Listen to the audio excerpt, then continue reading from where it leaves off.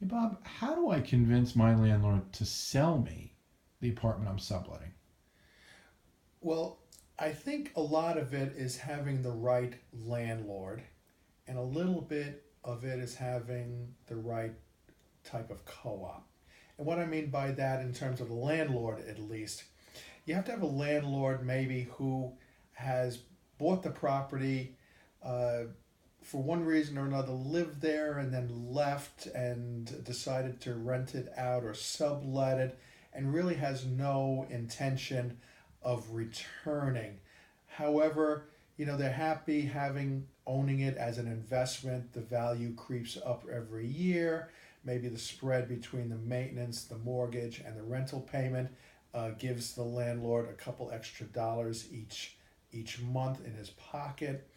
So a landlord like that is probably motivated to keep it as a good investment.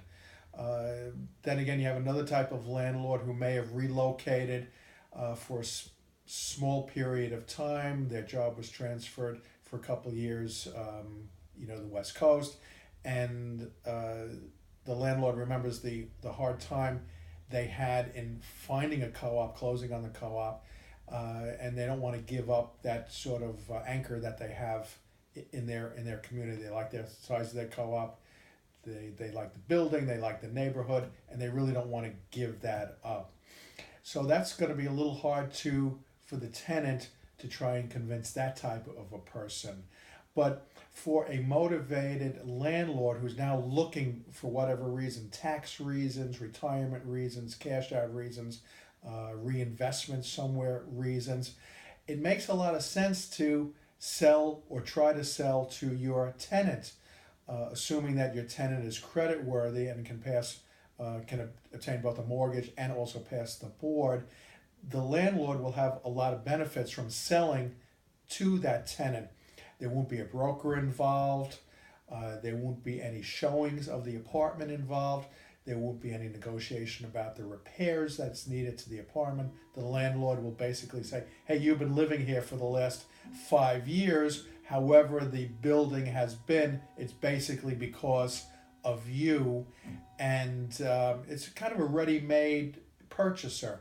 So it would behoove the landlord to try to work with the person who's already in there, provided that they're motivated to sell. And then there's also the co-op considerations.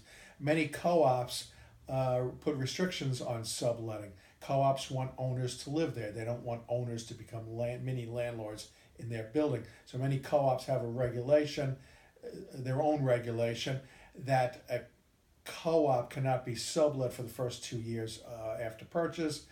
Some have a fee that's imposed yearly on sublets, and others have another limit that you can only sublet every couple of years, not to exceed a certain number of years. So that could provide a little impetus to a landlord who probably might not be able to make it back in time to live at the apartment to want to sell to the person that they're subletting to.